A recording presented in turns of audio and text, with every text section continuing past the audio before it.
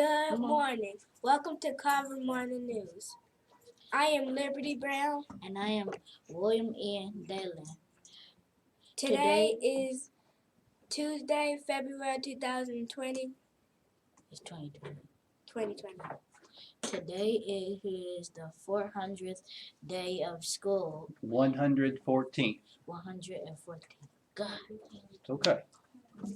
This is the 25th week of school. Black History Month. Each day on the news, we will play a video that Lelia Owen Helped create and to inform us about days that changed history. Check out today's video. Check out today's video.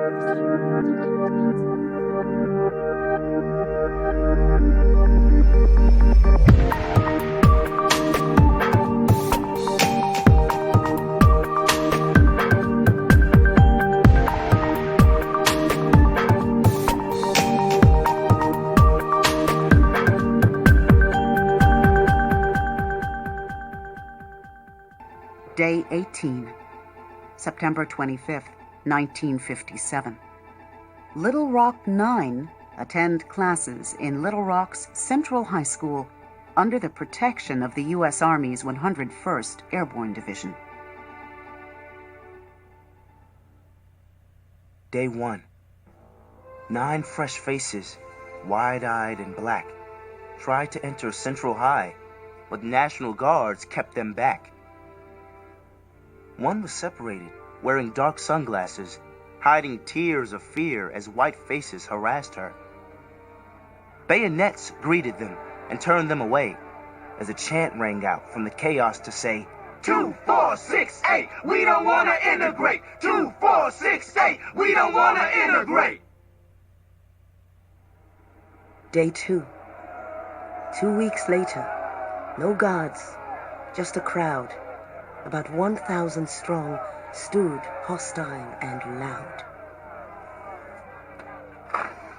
Through a side door, the students slipped through, quiet, but news of their entry caused a near riot. Trapped in the school, police smuggled them away in cars through a mob with guns on display. Day 3. The next day, the president put Little Rock in line by sending troops to protect the Little Rock 9. Helicopters and soldiers created an atmosphere of war as the new students were escorted to the door. 9 brave teenagers dealt a blow to segregation when they ascended the steps to an equal education.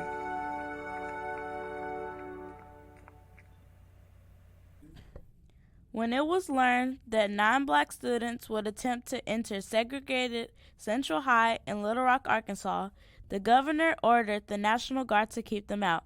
The students were chosen from area schools because of their good grades and included Ernest Green, Elizabeth Eckford, Jefferson Thomas, Terrence Roberts, Carlotta Walls, Minnie Jean Brown, Gloria Ray, Thelma Mothershed, and Melba Patillo.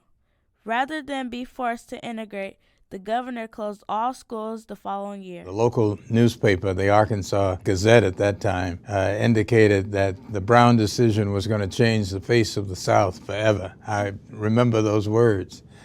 And I thought to myself, good, because I think the face of the South ought to change. I will not force my people to integrate against their will. The governor of the state, Orville Forbes, decided that he was going to use Central as his point of resistance.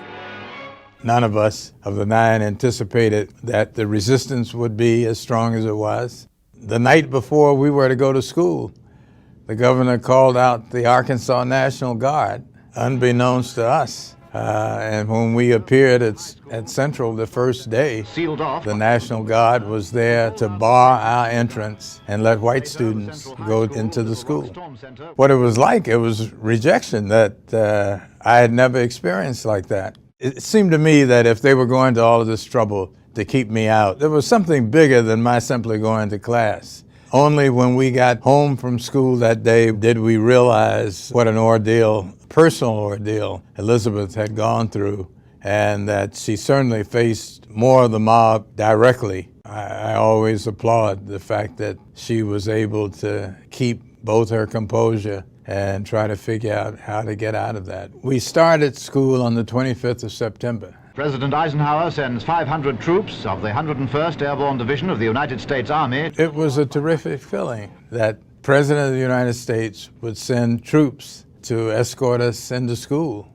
I didn't know what was going to happen after that. It was like going to war every day. You had students who tried to use as much verbiage as they could to intimidate us. We had threats and comments that, we would be killed. For all of us, we decided that this was a year that we were going to support each other. We were going to try to do as well as we could in our academic work. Some were a lot smarter than me, but I also was determined that this year I was going to graduate from Central. The principal of the school told me at one point along the way that I didn't have to come to the ceremony. They would mail me my diploma. And I thought, listen, I didn't go through all this to pass up the ceremony. Maybe the world thought that after Little Rock, everything is going to be fixed. And one of the important pieces, I'm sure I don't need it to remind anyone, that the history of slavery in this country makes it very difficult to overcome a lot of issues on race. We're a long way from being perfect, but we certainly are not what we were when I started out. I believe that our participation at Central is one of those many steps that's gone to change this country for the better.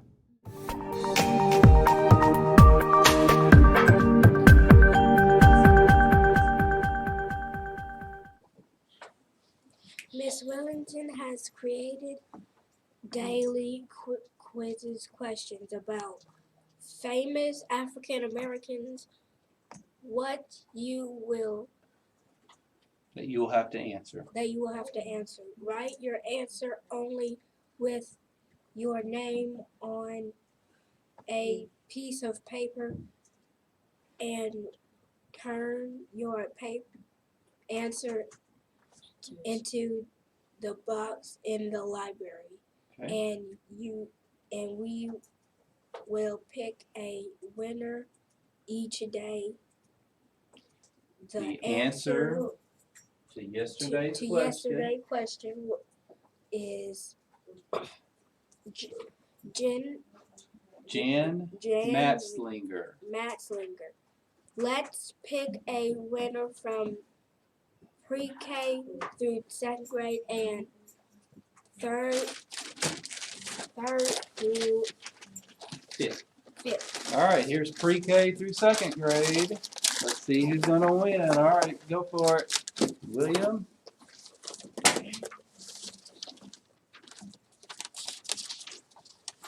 It is.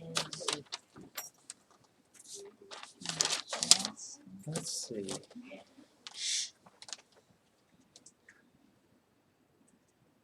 Jan Matzlinger, correct. This is from Jaden Burks in Miss Corrigan's class. Good job, Jaden Burks. All right.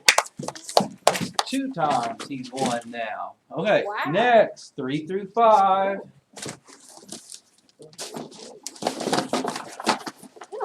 Sorry, chicken. Okay. All right, pick one out. I can look at Just reach in. Yeah.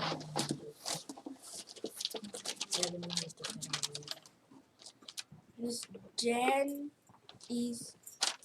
Matzlinger, Journey Callahan, 5th grade, Miss Johnston's class. Way to go. Congratulations. All right. Go to Miss Whittington's room to get your prize. All right. Here's today's Two-part question.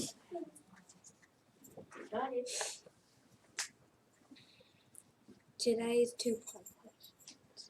She became the first African American to win the Wimbledon Tennis Championship. What was her name and the year that she won? All right. Get your answers turned into the library. Read, come on. Black History Living Museum Part 1 is scheduled for tomorrow at 1 o'clock and 1:50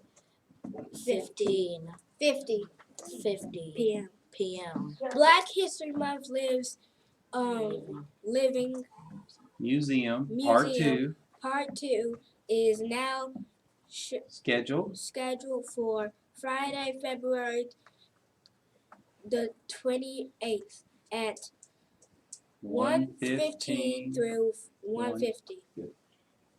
Black History program is scheduled for Wednesday, February 16th. One district, one book kickoff is scheduled for Thursday, February 20th. Parent-teacher conference days are scheduled for February 20th after school and February 12th 21st from 8 o'clock till noon. No school for students on Friday, February 21st and on Monday, February 24th. There are no official birthdays for today. Lunch for today will be beef nachos, seasoned beans, lettuce, and tomato cup, and milk choices. Okay. Apple and milk choices. Breakfast for tomorrow will be sausage biscuit, apple slices, and assorted juices, and milk choices.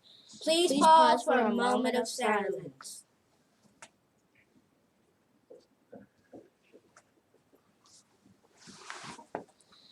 Please stand for the Carver School Pledge and remain standing for the Pledge of Allegiance. Carver School Pledge. Today I will make good choices. I will not hurt anyone physically, verbally, or emotionally. I will do my best at all times. The Pledge of Allegiance. I pledge allegiance to the flag of the United States of America and to the republic for which it stands, one nation, under God, indivisible, with liberty and justice for all. See you tomorrow for more morning news. Have a good day.